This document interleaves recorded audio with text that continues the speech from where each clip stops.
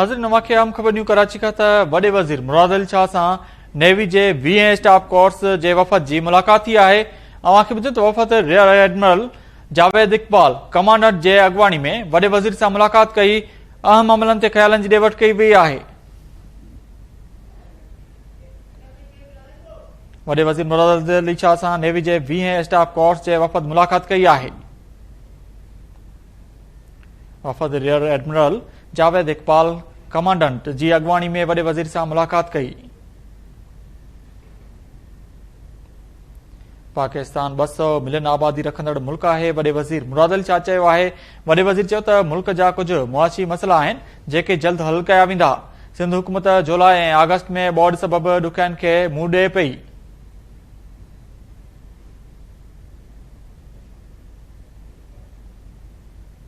वडे वज़ीर मुराद अली शाह सां नेवी जे 20 स्टाफ कोर्स जे वफ़द जी मुलाकात थी आहे।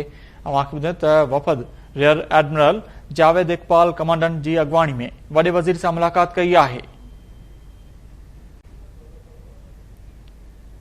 वडे वज़ीर मुराद अली शाह चयो त पाकिस्तान 200 मिलियन आबादी रखंदड़ मुल्क आहे।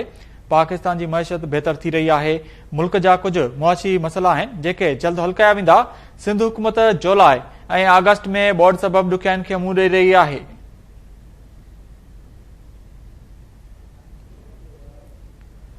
वडे वज़ीर मुराद अली शाह सां नेवी जे 20 स्टाफ कोर्स जे वफ़द मुलाकात कई आहे।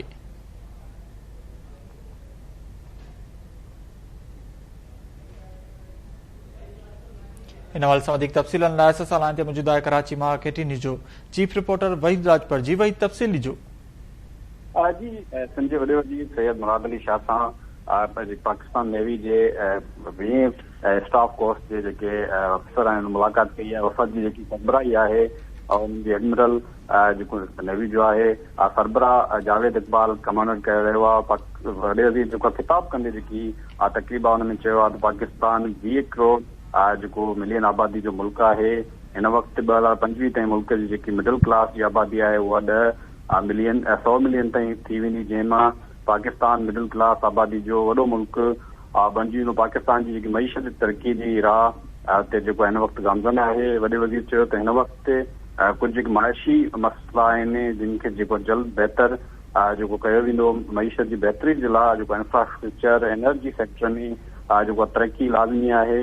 वॾे वज़ीर वधीक चयो त हिन वक़्तु जेकी एनर्जी तइलीम ऐं जेकी हुनरी तइलीम आहे, हेल्थ केयर में जेको आहे उहा सीड़पकारी तेज़ी सां जारी आहे। सिंध हुकूमत जुलाई ऐं अगस्त जे जेकी ॿोॾ सबबि जेको आहे वधीक मुश्किल मां गुज़री रही आहे। जेकी ॿोॾ सबबि हिन वक़्तु ताईं सिंध में 801 माण्हू जेको आहे उहो फौत थिया। जेको हज़ारनि जी तइदाद में जेके हिन वक़्तु ताईं उहो ॿोॾ सबबि माण्हू ज़ख़्मी बि थिया। 801 जेको फौत थींदड़नि में जेको 339 ॿार आहिनि ऐं 151 औरतूं बि शामिल आहिनि। जी वॾी महिरबानी अपडेट करण लाइ वहीद राजपर।